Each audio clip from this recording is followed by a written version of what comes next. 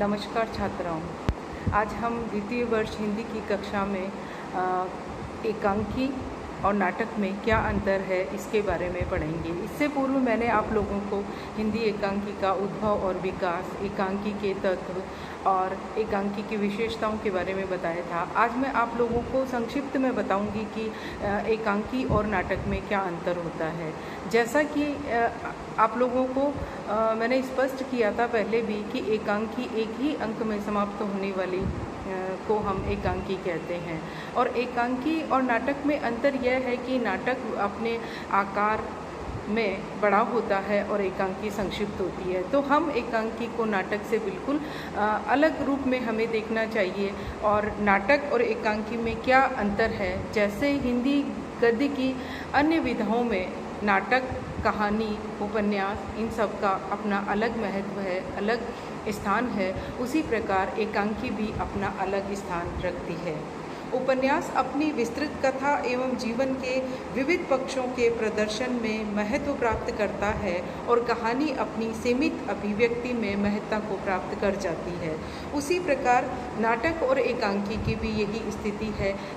एकांकी को हम नाटक से छोटा और कहानी के समान रूप में मान सकते हैं और उसी प्रकार यह अपना स्वतंत्र स्थान भी रखती है और अपना हिंदी साहित्य की विधाओं में महत्वपूर्ण स्थान भी रखती है, क्योंकि नाटक अपने सुदीर्घ व्यापार, विस्तृत कथा, पूर्ण चारित्रिक विकास आदि के कारण गौरव को प्राप्त करता है, जबकि एकांकी अपने लघु व्यापार, लघु कथा, लघु चारित्रिक संकेत द्वारा गौरव हासिल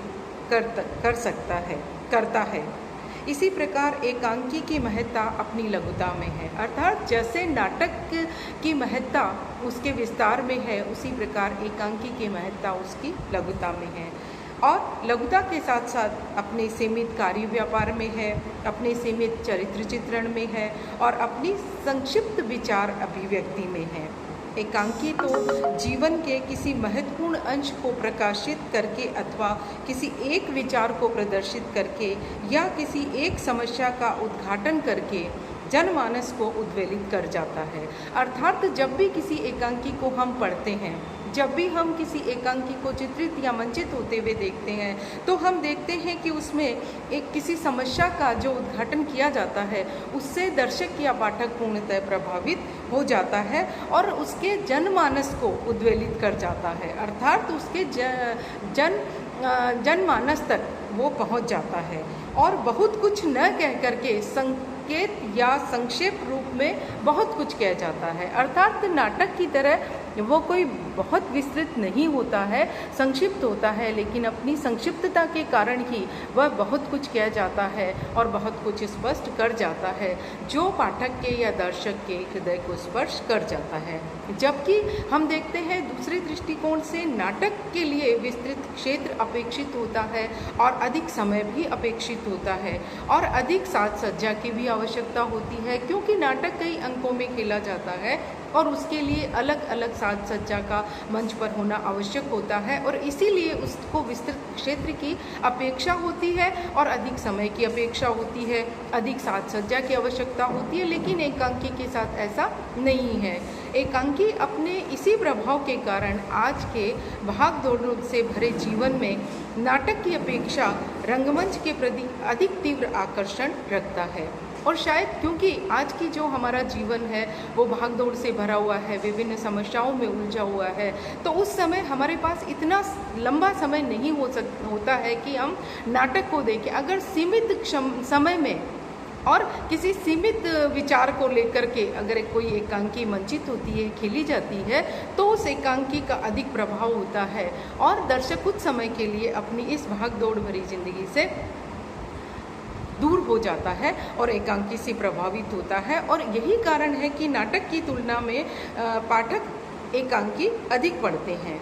लेखक भी आजकल अधिक एकांकी लिखने लगे हैं। अतः एकांकी अपने युग की देन है और लगता है कि आज के युग की अनिवार्यता भी है।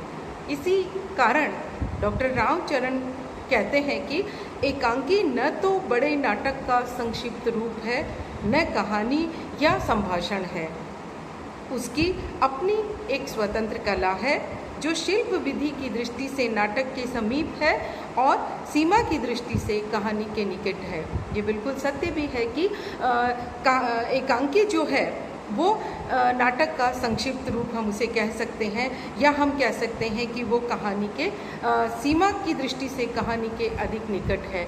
तो हम देखते हैं कि नाटक और एकांकी में क्या अंतर था और किस कारण एकांकी आज के इस भागदौड़ भरे जीवन में अपना महत्वपूर्ण स्थान रखती है, और कभी कभी तो ऐसा लगने लगता है कि एकांकी हमारे जीवन की अनिवार्यता भी है। इसलिए संक्षिप्त रूप में मैंने आप लोगों को बताया कि नाटक और एकांकी में क्या अंतर होता है।